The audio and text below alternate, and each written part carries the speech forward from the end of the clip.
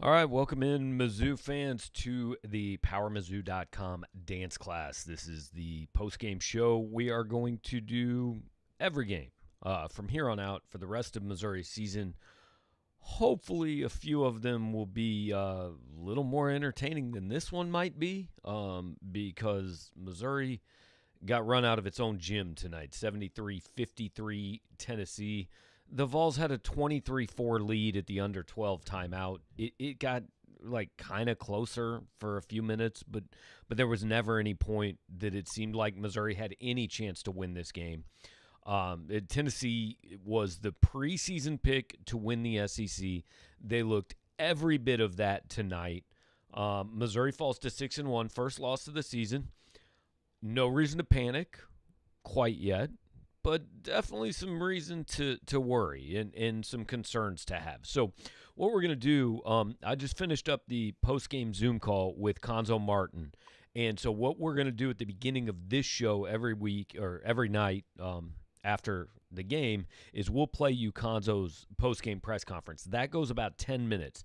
After the press conference, we'll come back. We'll take your questions. We'll put the phone number up to take calls, comments, however you guys want to do it, and we will just break this one down. And real quick, before we get started, I've got to give Pocket Watch a shout out. He is over here from the Auburn site. He's been on a lot of our shows this year, and he's starting basketball season off right, giving us a super chat. So thanks for getting started. And dance class, for those who aren't connecting the dots or who might want a little explanation, the reason I called it that is Missouri needs to be in the NCAA tournament this year. That's what this season needs to be about for Conzo Martin and this program.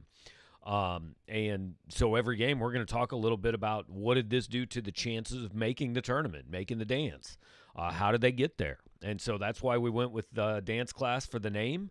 And, again, appreciate Pocket Watch and everybody else that's over here and that's joining us. I know it's 10:45 on a Wednesday night. This is a lot of times with football, we're doing this drinking, right, at 6 o'clock on a Saturday. Not quite the same, 10:45 on a Wednesday. So appreciate everybody that is staying up late and is going to be a part of this, and hopefully it's something we can do after every game, and it'll be worthwhile. We'll take your calls. But, again, we're going to let you guys hear from Conzo first, and that's about 10 minutes long. We'll come back, comments, questions, and break it down until everybody's done. Give Tennessee credit. They played well on both sides of the basketball. I think we gave up some comfortable shots, and then I think they made some tough ones, and we just could never get over that hump. 21 turnovers, a lot of turnovers. We give those guys a lot of credit. They did a good job winning the game, getting key offensive rebounds, getting timely threes, and enough to win the game. Okay, we'll go to questions. Please raise your hand, and we'll call on you as quickly as possible. Natalie. Hey, Coach, I'm going to start off with a more of a big picture question here. You guys have had a strong start so far. How do you kind of wash this from your mind as you move forward in SEC play? League play, we'll watch film, and all you have to deal with as a coach is part of it. I think for ball players, they're resilient enough to the next game. And the great thing about league play, it turns around quick. So you don't have a lot of time to sulk about it. And, some of the things we saw coming, and hopefully we can get these things corrected. And like I said before, league play, when you get to this point, your margin for error is slim. And some of those things we paid for tonight, and we got to get them corrected. Mitchell 40. Gonzo and Garrett, you said you saw some things coming. Can you elaborate on that? What were some of those issues? Well, I just think really the first 5 minutes, we have to do a better job of moving the basketball, getting it from one side of the floor, and executing what we're trying to do, especially in transition. Not necessarily with set plays, but in transition. Doing the things we do in practice and doing the things that we do when we're playing well. Eric Blum. Conzo, you kind of mentioned after the Bradley game how you wish you switched around the team's schedule a little bit in terms of just practicing and doing a couple of things different. I know you had to adjust for the Christmas holiday, but what was kind of going on between the Bradley game and this game, just in terms of making the team, improve and stuff that didn't show up tonight? Oh, I just think we didn't play well tonight because I thought we got enough. I think we got enough scrimmages in us, up and down. So having fresh legs, I don't think that was a factor at all. We just didn't play well tonight, and you have to give them a lot of credit for that. Ben Fredrickson.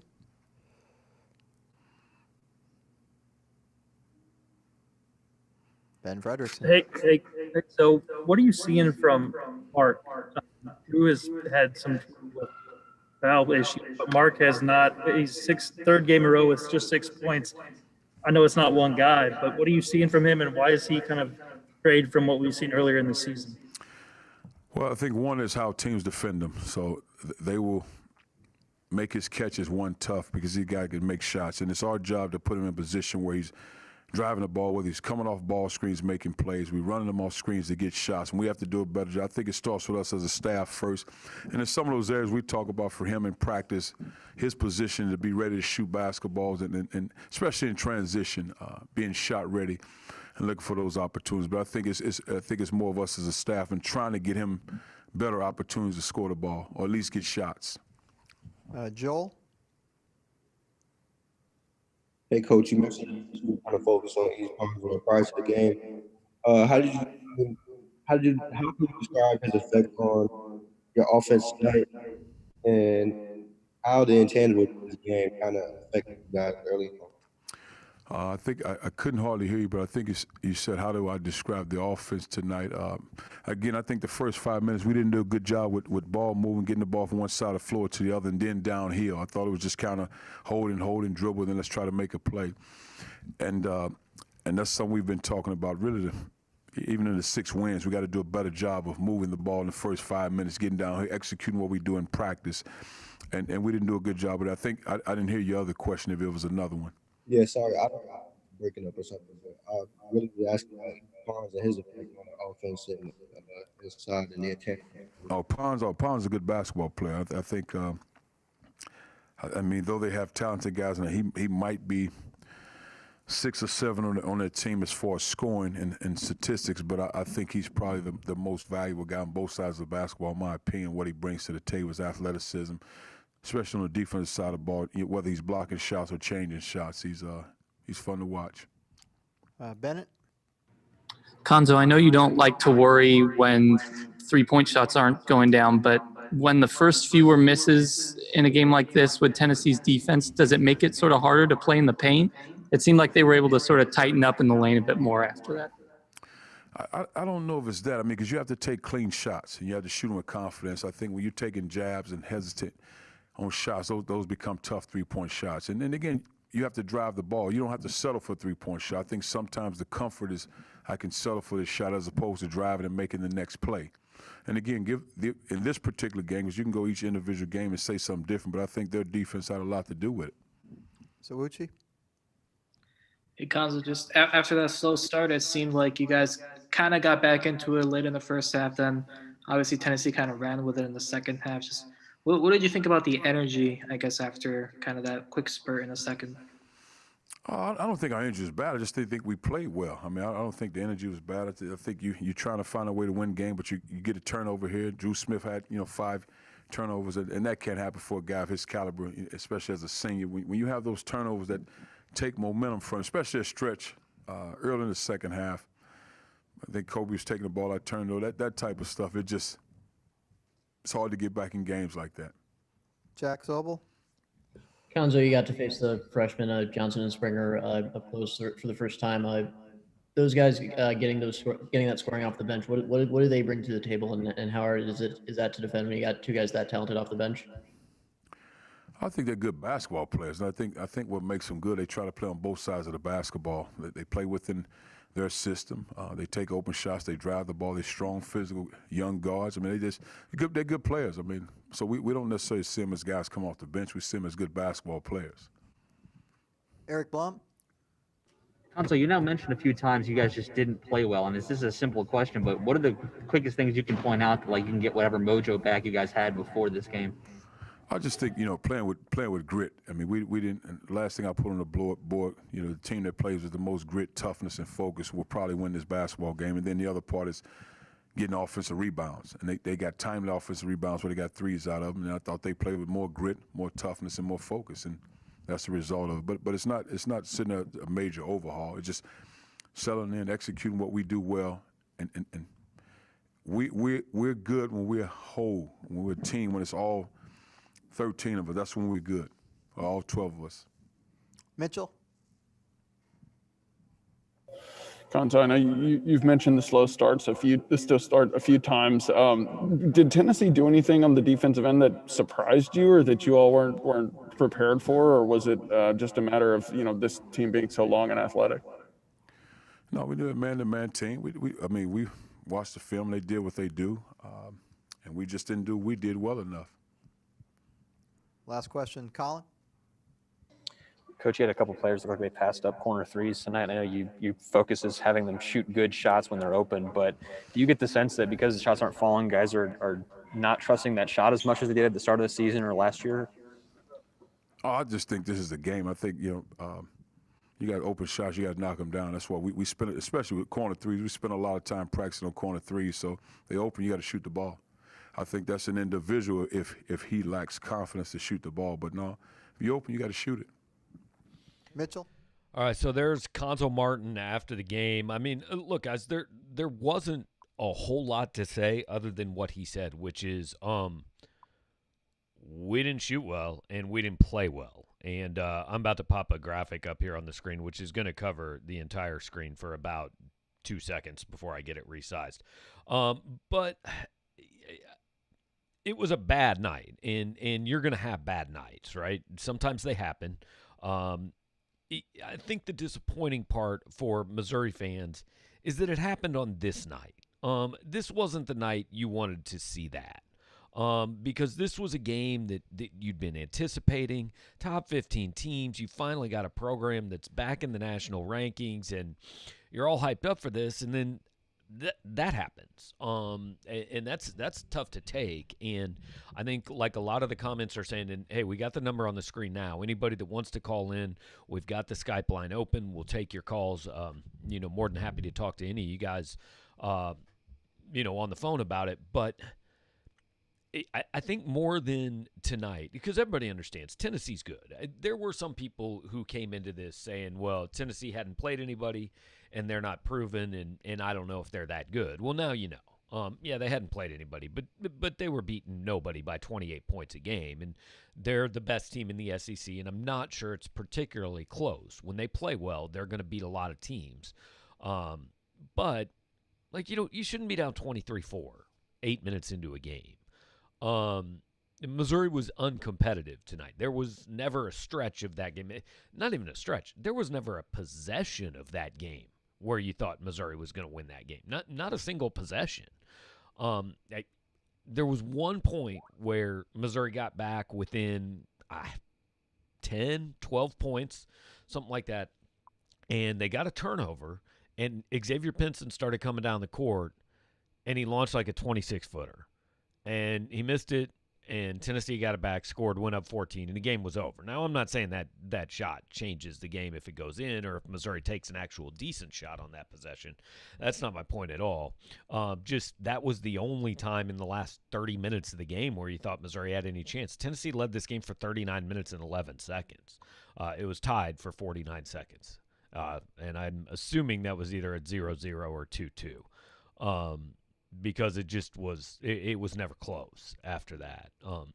Tennessee was dominant. So now what people are wondering, I think, in the comments, and I think it's fair to wonder, is how good is this team? It's not as good as we thought it was before tonight, and it's not as bad as it looked tonight. It's somewhere in between. I think it's a tournament team. You're 6-0. You still beat Oregon. You still beat Illinois. Those are ranked teams. Those are good teams you won on the road at Wichita. But you're not elite. You're not top 10. I think you probably should be ranked, but I said before this game, Missouri's got a chance to go 0-2 this week because your two toughest games, Tennessee at home at Arkansas, those might be your two toughest games of the SEC season, except for the return trip to Knoxville. So when you're looking at that right out of the gate, an 0-2 start wouldn't be shocking. You can go 0-2 and still finish 12-6 in this league, 13-5, something like that. Is this team a 12-5, 13 or 12-6, 13-5 type team in the SEC? I don't know. After tonight, before tonight, I thought so. After tonight, I am not at all sure. So what we're going to do until we do have some calls, if we do have callers, and again, I understand it's 11 o'clock on a Wednesday night. We might not have a lot of actual phone calls, but we'll roll through some of the comments and pop those up on the screen and just kind of go through your guys' question and what you want to talk about. Phoenix Night Flame, appreciate you joining us and seeing some new names in here for basketball season, which is nice. And Grant brings up the point that I was texting with about some people during watching this game. Now, I don't think he ignored getting a scorer. I think that is oversimplifying it. But tonight was a talent issue. Tonight was not, a scheme or he doesn't run the right offense or he doesn't know what he's doing as a coach. Tonight was Tennessee was bringing 2 5-stars off the bench, and Missouri was bringing a grad transfer from Hawaii and a former walk-on off the bench. And that's not meant to take shots at Drew Buggs or Parker Brown, but Tennessee had more talent in the starting lineup, and then they brought more talent off the bench. The truth is, in college basketball, you don't win big things without 4 and 5-star talent. And Missouri doesn't really have 4 and 5-star talent. Mark Smith, I think, was a 4-star out of high school. Torrance Watson was one, and obviously hasn't played that way. But we're going to jump onto the phone lines now and go to the 636 area code. Who am I talking to? What's up, Gabe? It's Josh. What's up, Josh? How you doing, man? Pretty good. Hope you are too. So tonight, try not to overreact to first game of conference play, and you also have to consider the fact that Mizzou hasn't played in a little bit. They've had some games postponed and all that kind of stuff. So I try not to overreact, but I think what alarms fans tonight is it's year 4 with Martin. It's essentially year 3 with that main group of guys. I know Drew Smith, he kind of jumped in there last year, but it's kind of like year 3 with Tillman and Pickett and those guys, right? I feel like fans are upset because it's year 4 with Martin, year 3 with all those guys, and you aren't even competitive with the top of the SEC. I think that's why fans are a little upset. No, I think it's fair. I mean, if you're not upset after this game, I don't think you watched the game. I mean, this was a discouraging result. Now, I think if Missouri plays Tennessee 10 more times, I don't think they lose by 20 most of those times, but I also don't think they beat them more than a couple. Tonight was a combination of Tennessee playing really well and Missouri playing really poorly. So I don't think that's representative of the gap between these two teams necessarily, but it's pretty clear there's a gap. And kind of like I was saying right before you called in, it goes back to recruiting. I mean, we can pick apart, hey, the offense he runs or when he uses a timeout or this and that. Coaching, this was just talent tonight. I mean, Tennessee had guys that were making plays, and Missouri really didn't. Missouri, maybe I'm wrong. I wouldn't say anybody on Missouri's team played well tonight. There wasn't a single guy that I thought, yeah, he gave them something. Yeah, for sure. And then turnover is a huge problem as well. But like you said, it just comes down to recruiting. And, Jordan Wilmore, God bless him. I hope he works out. But you got to have more than that in the recruiting class. And then and then we have a mass exodus of seniors, and then you got a bunch of freshmen coming in. So it's definitely a cause for concern. And I feel like next year, that being said, that's why it's so important that they make the tournament this year, just to have some kind of momentum going forward.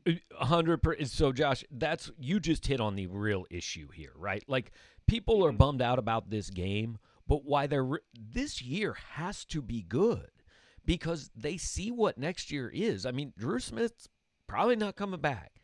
Jeremiah Tillman's almost certainly not coming back.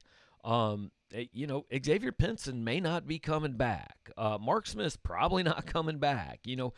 So the recruiting class this year, and again, it's not an insult to these kids, but there were 28 4-stars added to this league, and Missouri didn't get one. Mm-hmm. They got a junior college kid that averaged a handful of points, a 7-footer that didn't have another high major offer, and a grad transfer from Hawaii. I mean, basically what he was counting on was bringing all my guys from last year are going to be healthy and much better. And you know what? To his credit, they have been so far. But I think they lack that go-to guy, and I think you saw the difference in consistent recruiting tonight. Tennessee has consistently recruited well for 3 or 4 years now under Rick Barnes.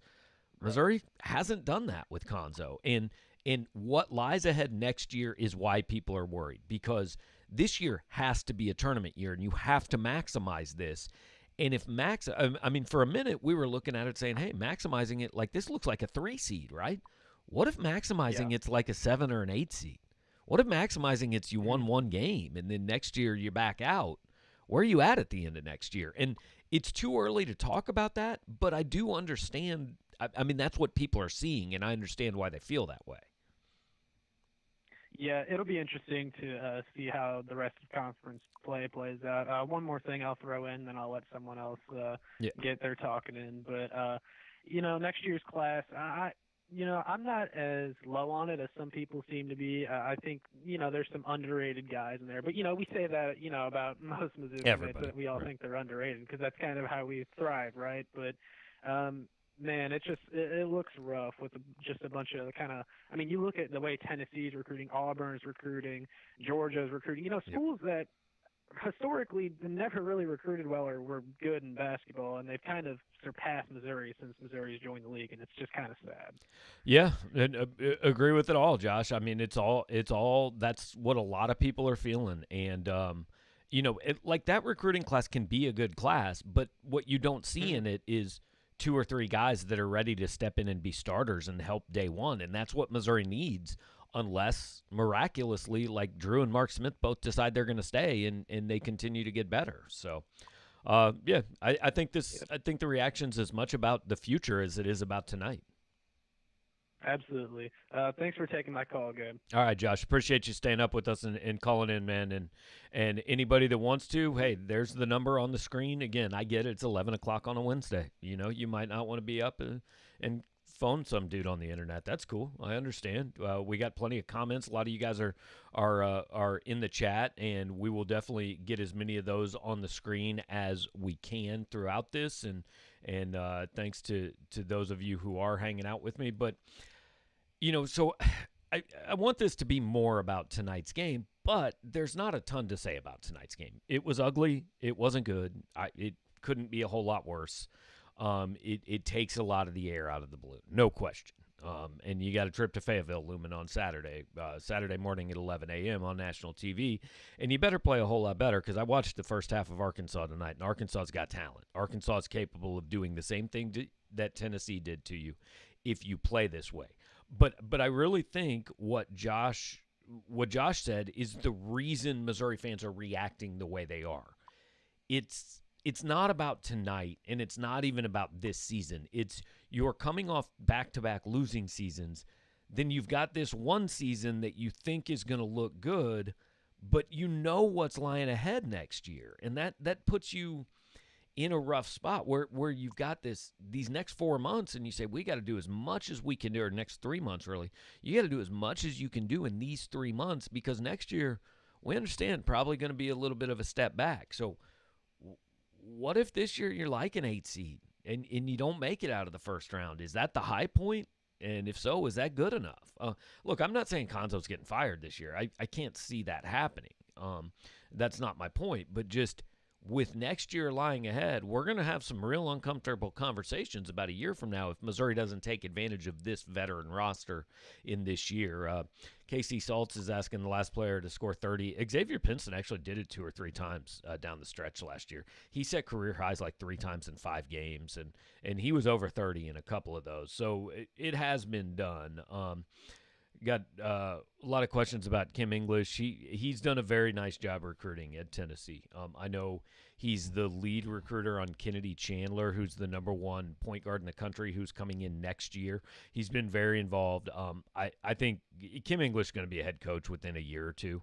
It's not going to be at Missouri, not at this level yet. He's gonna have to go do it.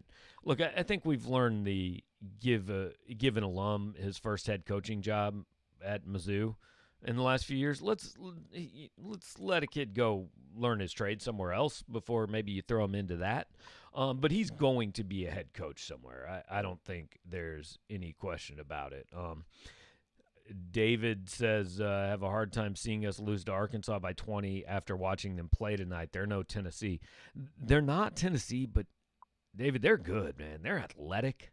They can get up and down the floor, and they can fill it up. And if Missouri's going to insist on shooting 16% from three-point range for the rest of the year, they might lose to a bunch of teams by 20. I mean, right now, Missouri only has two ways to score right now.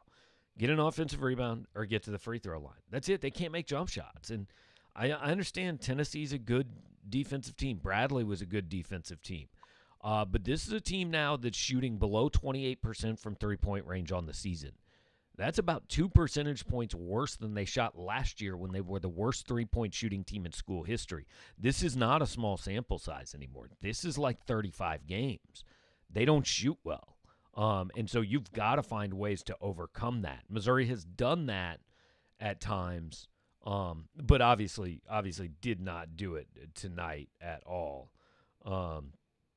Robert Connolly points out, I did hear Sunvold and Tom Hart talking about Marcus Denman. I didn't really know. I wasn't really paying attention at that point, but apparently he plays with Jimmer Fredette. And, yeah, sadly, that may have been the highlight of the night. That's about how tonight went, guys. That was the highlight, was talking about Jimmer Fredette and Marcus Denman's team in China.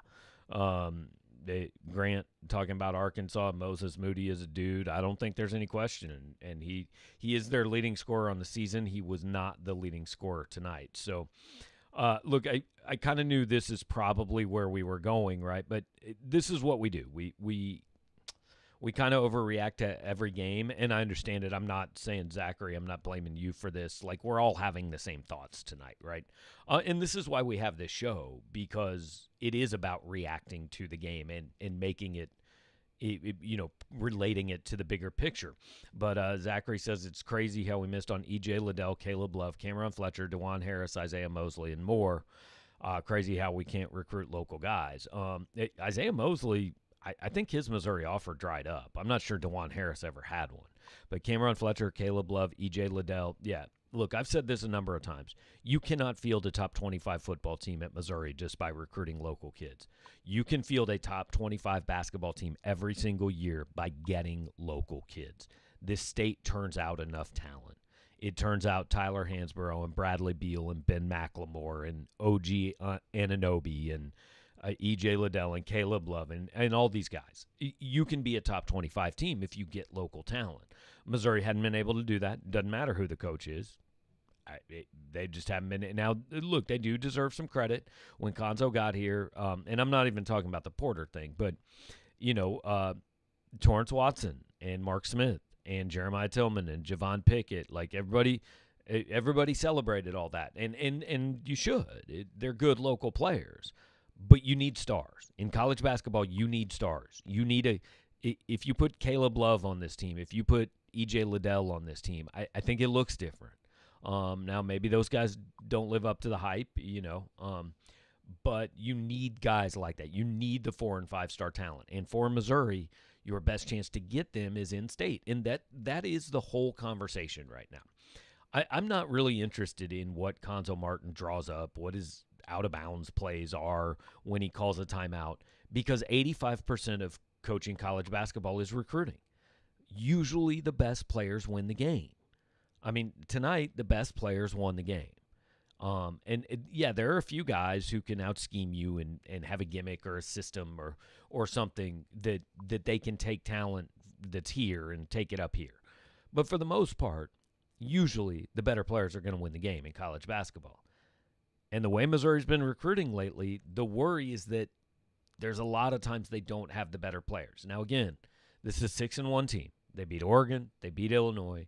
It's not time to pound the panic button yet. It won't be time to pound the panic button if they lose to Arkansas.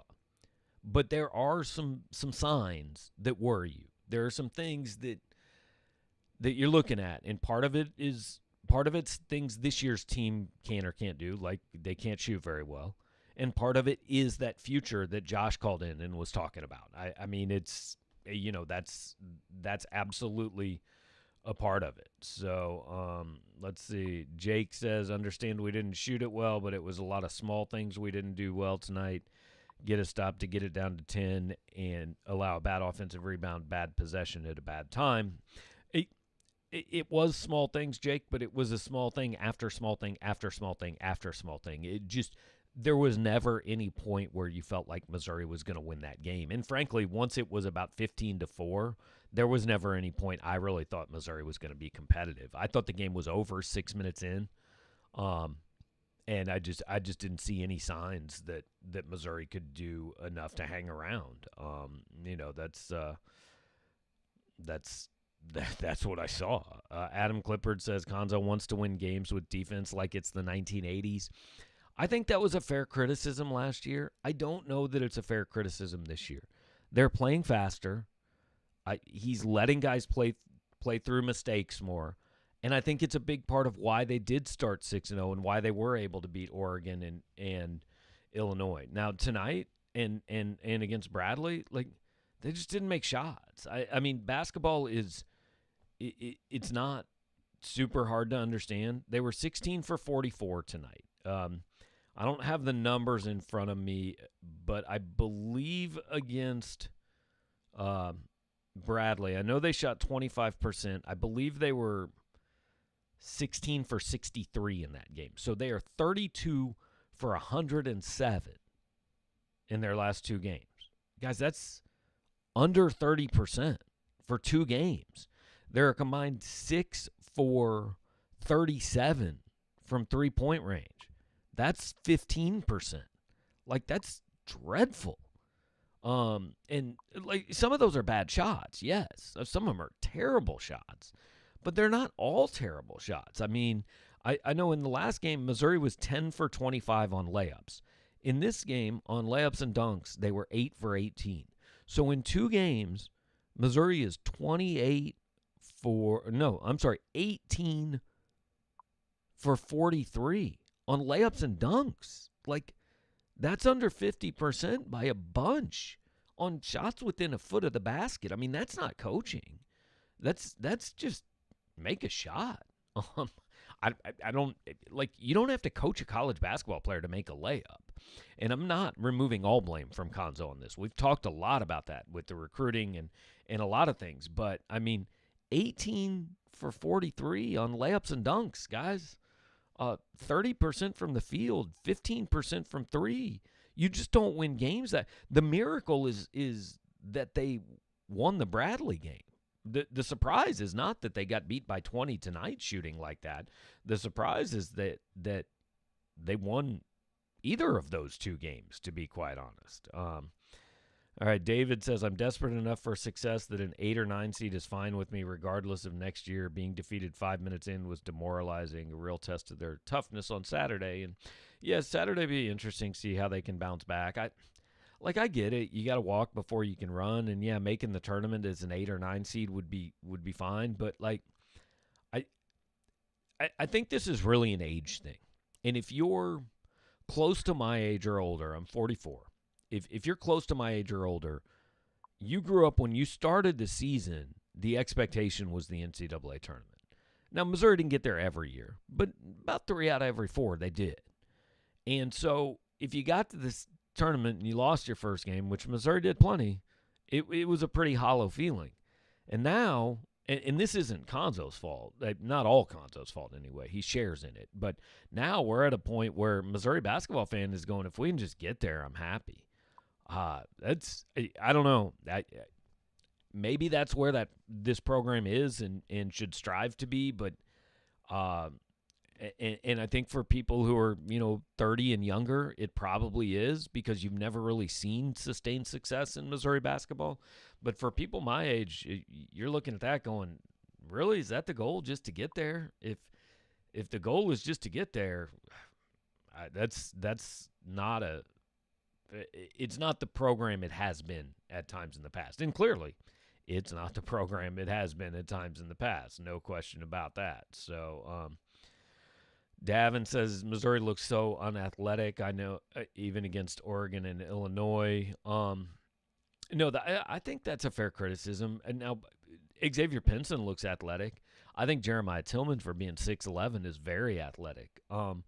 Kobe Brown doesn't strike me as super athletic. Javon Pickett doesn't. Drew Smith, that's not his game.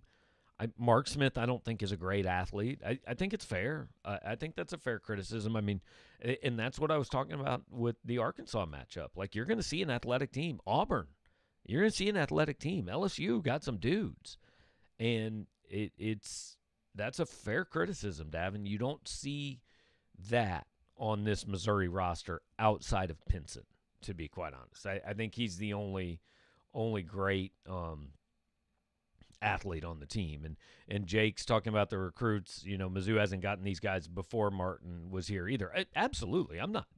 This isn't a Conzo Martin issue exclusively. This is an issue going back for a while. Going back to really Tyler Hansborough was the one that kind of started this mass exodus out of the state and this carousel of Missouri coaches who have never really gotten it back to where Quinn had it in his first 3 years or where Norm had it before that. So, no, I didn't mean to lay all that on Conzo Martin. Not at all my point. If I did that, not what I was trying to do. Case saying Justin Turner would be nice right about now. Turner's the kid who was going to transfer from Bowling Green and ended up going back. I haven't looked at his stats. I don't know what they are. If he can shoot, I'm sure Missouri would like to have him. Missouri got a grad transfer, and I don't know. I think Drew Buggs has made one shot, and they love him. Conzo talks really highly of him, and all the kids do too. And I think he's a good locker room guy, but I think you got to start seeing a little bit more production on the court probably. Let's see. Keep on rolling through. Why could Conzo recruit before and not at Missouri? I mean, again, he's getting some guys, right? But he's not getting the elite. He's not getting a couple of the guys he got at Cal. He's not getting Jaylen Brown. He had Jaylen Brown or his equivalent in year one, and the kid played like 90 seconds and got hurt. Now, we can go all day about how much credit Conzo deserves for getting Michael Porter Jr. here and how much he doesn't, but whatever, he was here, and it fell apart because of injury. And then he had his five-star brother, and he was here for a year, and then that fell apart due to injury. And that's all a part of the conversation. It's all a much bigger conversation than can be had here because, look, Conzo's not losing his job. He's not on a hot seat. They're going to win enough games this year that I think they're in the tournament probably. I mean, you start 6-0, it's pretty tough not to be in the tournament this year, especially with already 2 wins over ranked teams, a road win and all that. They're going to pick up a couple more. Like, they're not going 0-18 in the SEC. They're going to beat some teams. Tonight was a bad night. There's zero question about that. But it's going to get better from here. So, hey, real quick, I do need to – the logo's up there in the top right corner of the screen, so I'm sure you guys have seen it. But Burger Smokehouse, who did a lot of stuff, they sponsored our pregame show all through football season. They are sponsoring our postgame show all through basketball season. And, look, this one's at 11 – it's 11:22 right now. I don't think you're probably, like, warming up some brisket or some ribs or anything like that. I don't know. Maybe you are. Maybe you guys are different than me. I'm not right now. But there are going to be times, hey, before the game, you could have gotten some burger stuff. They have a huge display at Hy-Vee where I do my grocery shopping, but you can get it at Schnucks and Deerbergs and Price Chopper and different places all over the state. You can go to smokehouse.com. You can order their meat there. You can go to the place in California, Missouri. Burger Smokehouse is a family-owned and operated business, 3rd and 4th generation of the Burger family down there in California, Missouri. So you can go down and get some stuff there, pick it up in person. I've never been there. Like, I don't know that you actually just, like, go get it right. I don't know how it works, but you can get it there. Anyway, Burger Smokehouse, a lot of good stuff. I ate a lot of it during football season. We eat a lot more of it during basketball season. I hope you guys do the same. They're making some of this stuff possible, and we're going to be doing this before and after every single Missouri basketball game the rest of the way. All the SEC games, the TCU game, whatever lies ahead for Missouri in the postseason. And there is going to be a postseason, I do believe, certainly. I know tonight, again, was rough. James Gentry, I believe, is a Tennessee fan, and he said, it was a talent issue, but Mizzou will be all right. Calm down. And it's a lot easier to say that, obviously, when your team just won by 20 than it is to be the team that got beat by 20 and realize that. But James is right. Like, Missouri's going to win plenty more games this year. This was their worst night at the worst time, basically. I don't know that Missouri can play worse than that. Like, I don't think anybody played well. It was their worst night. And Tennessee didn't miss a shot for the first 6 minutes of that game. And they weren't all just layups. Like, a couple of them were tough shots. They made a couple threes, made a couple floaters. Like, Tennessee made some plays. Yves Pons is the defensive player of the year in this league last year. He's going to be the defensive player in of the year in the league this year. So, it was a rough night, and I get it. You never want to start that way in league play. It was built up. You thought, hey, Missouri has a chance to make a statement, and they kind of did make a statement. It just wasn't the statement you wanted them to make, obviously. So, I'm going to keep rolling through some of the comments and make sure I do get those of you who are up with us and talking in the chat, make sure I get your questions answered. Again, I kind of anticipated after a blowout loss at 11:30 on a Wednesday night, I'm probably not getting a lot of phone calls. I'm more than happy to take them if people are out there watching and do want to call in, but I thought it would probably more be in the chat and things like that. So I want to make sure to get through those questions that you guys have had. Given the unattractive style of play, why would anyone expect top recruits to play for Konzo? Again, I don't think it.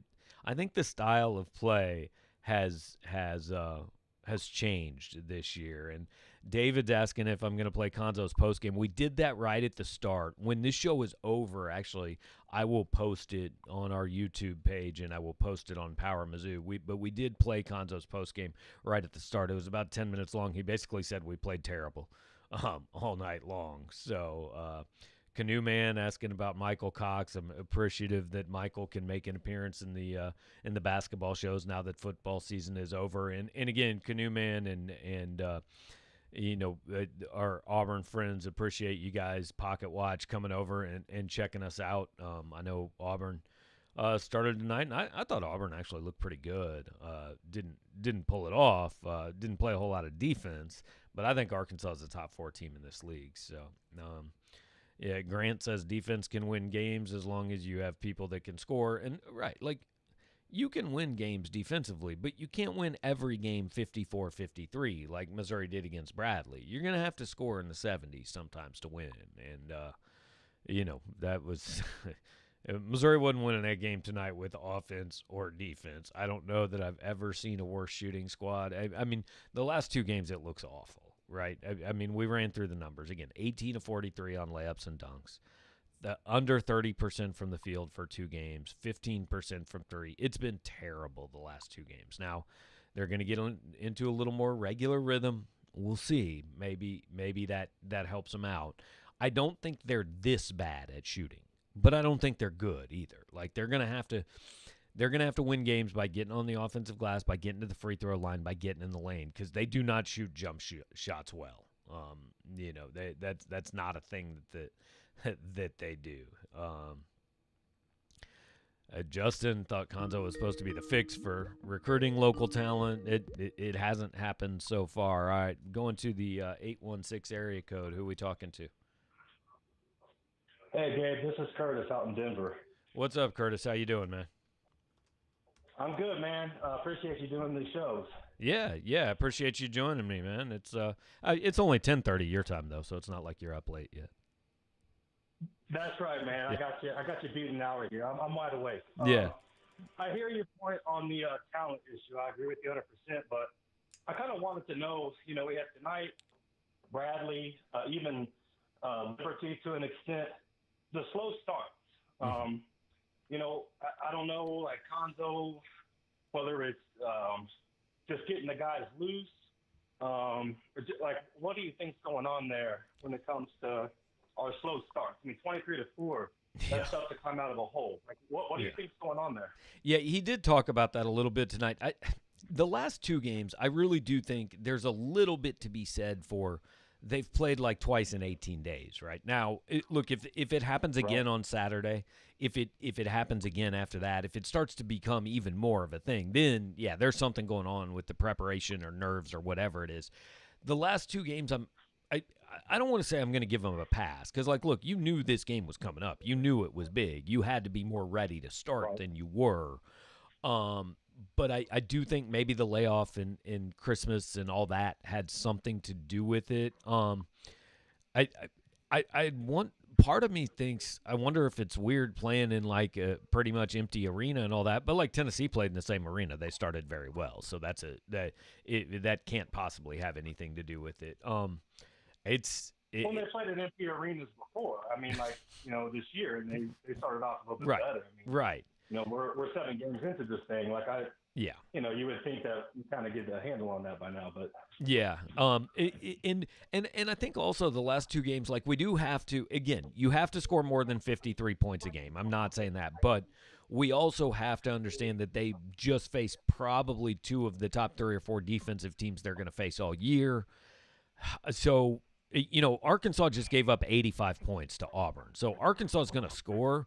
But if Missouri goes down and shoots 30% and scores 53 points at Arkansas and is down 15 points in the first 8 minutes, then we got a trend and we got a real problem. Right. Yeah, I mean, I think it kind of goes back just a little bit of when you start the game like that in a hole, and you may not have, I know, like, X, he can get things started, but if you don't have that go-to guy right at the beginning and you're digging those holes, like, I don't know, man. Like, that's a tough thing to overcome. Well, you get down 19 points, you've basically got to be perfect the rest of the way, right? I mean, you've got to be perfect for like 8 minutes. It's what's so hard about getting down. Yeah, you can claw back to within 10, but you make one bad play and you just gave up 4 points and you're back down 14. So, and Missouri was never perfect tonight. So, they started slow and didn't really ever speed up. Right. I got you. So, all right, Gabe, I appreciate it. Let's get some to 4 or 5 stars. Appreciate it, Curtis. Thanks for the call, man. Thanks for hanging out with us.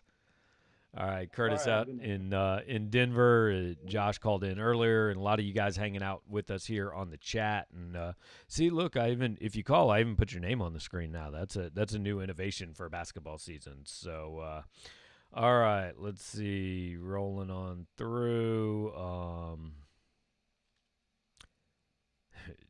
A lot of the comments are pretty much what we've been talking about.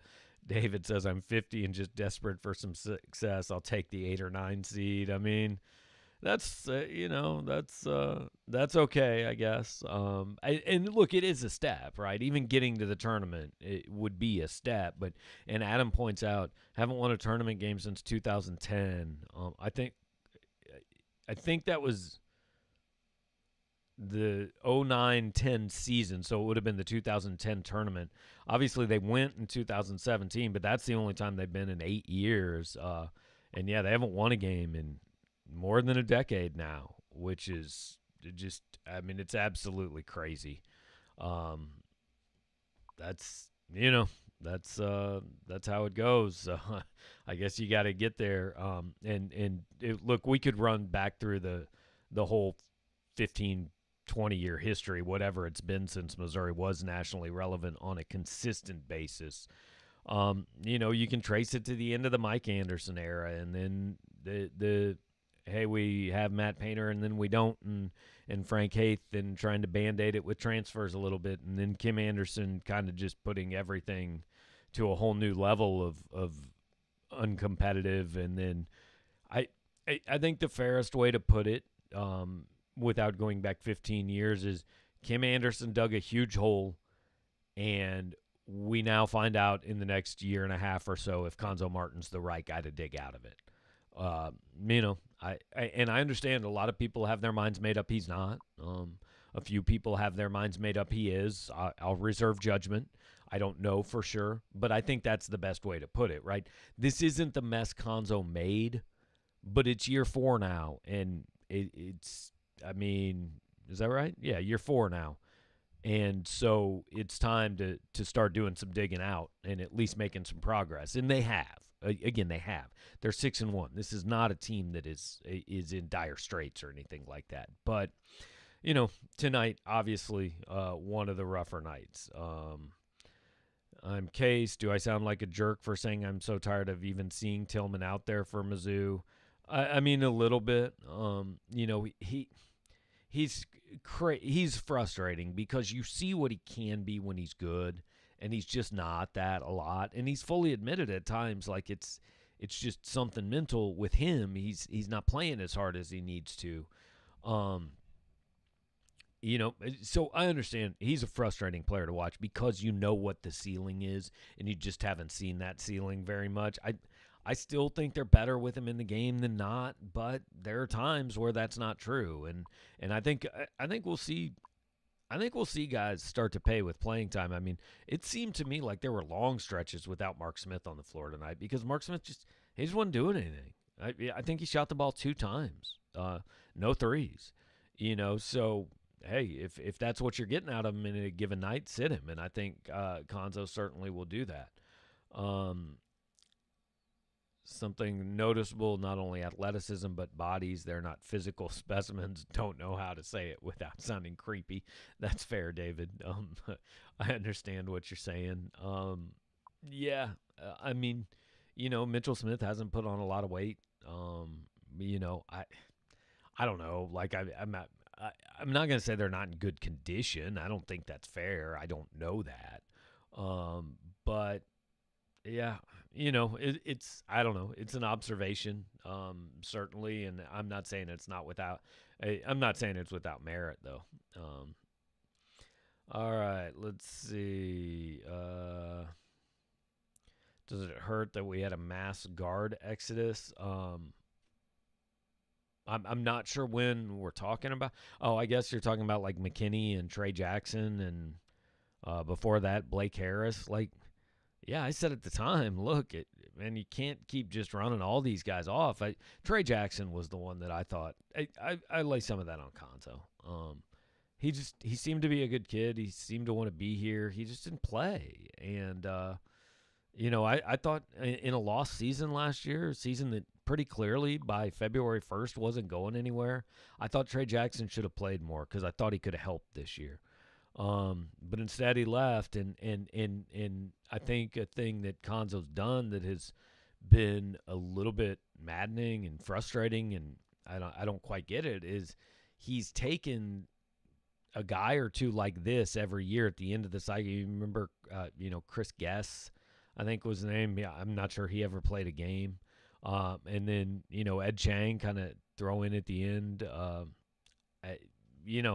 He did it with somebody else too, and it's come back. It was a big guy last year, I think, that didn't end up playing much. I can't even remember who it was, but it's almost like using a scholarship just to use a scholarship. Well, if you could have given if 5 more minutes a game would have kept Trey Jackson here, then maybe you're in a little better shape. And again, this is a very downtrodden show for a team that's 6-1 and is going to play a game on Saturday as the number 12 team in the country. I don't think the problems are like extreme or as serious as we're making them here, but I do understand coming off this game and looking into the future why everybody kind of feels that way. So, I think we've kind of covered it. To be honest, I'm not sure how much more there is to say about it. I mean, we can break down next year and Konzo's tenure and all that as many times as we want, but like we've got a year and a half to do that. Zachary says Konzo should tell Mitchell Smith he's not a three-point shooter. I think he should tell Mitchell Smith that right after he tells Kobe Brown that. But yes, I tend to agree on both those, although Mitchell did make one of Missouri's 3 tonight, I believe. This felt like the hoops version of the reality check fans got from football with the Georgia game. I agree. It felt very much like that. The disappointing part is Georgia didn't surprise you that much. I think tonight was a little bit surprising. Missouri should. It seems like that shouldn't happen to Missouri in a game, in that kind of game. But it did. So you kind of deal with it. Any chance to turn the dance class into a podcast? It's possible we might do that. Yeah. Well, I'll look into it. We'll continue to do that with the 573 report. But we may be able to do it with this show as well. So, all right. Just rolling through and make sure we're caught up, and I think we're mostly caught up, guys. I understand we didn't get all the comments on the show, but I do appreciate all you guys that were hanging out here with us for an hour. It's getting close to midnight on a Wednesday night. We're gonna post Konzo's post game video. Mitchell's gonna have a story up on the site. If it's not already up, it'll be up pretty shortly. I'll have another one up for late night, early morning, and we'll kind of relive this one and try to flush it and move on pretty quickly. Hopefully there will be more active and more chipper post-game shows in the future. But we're going to do this, like I said, for every game. Once again, a 73-53 loss to Tennessee. Not the game anybody wanted. Shout out to David Newman telling me the other guy was Axel Okongo. I don't know how I forgot that, but that's the guy I was thinking of. Yeah. So, appreciate you guys certainly being here and taking part in this. And Case says football losses didn't hurt like the Mississippi State game because we have a bright future and this is the floor. Mizzou basketball has to be really good this year. Yeah, like we talked about it, I totally agree with you. I mean, I understand why people feel the way they do. And I also understand that every game is a little bit, you get a little too high and you get a little too low. That's how it works. So, hopefully the next time will be better. Canoe Man, appreciate you guys stopping by and appreciate all you guys that are hanging out with us and thanks for all the comments. Hopefully you'll be back here on Saturday. We'll do pregame at 10, postgame 1:30 to 2 o'clock whenever it's over. Probably be a little faster on road games because Konzo likes to wrap things up and get on the bus. But so yeah, appreciate you guys stopping by. We'll do it again on Saturday and hopefully have something a little bit better to talk about. Thanks for watching, guys, and plenty of coverage coming up on Power Mizzou.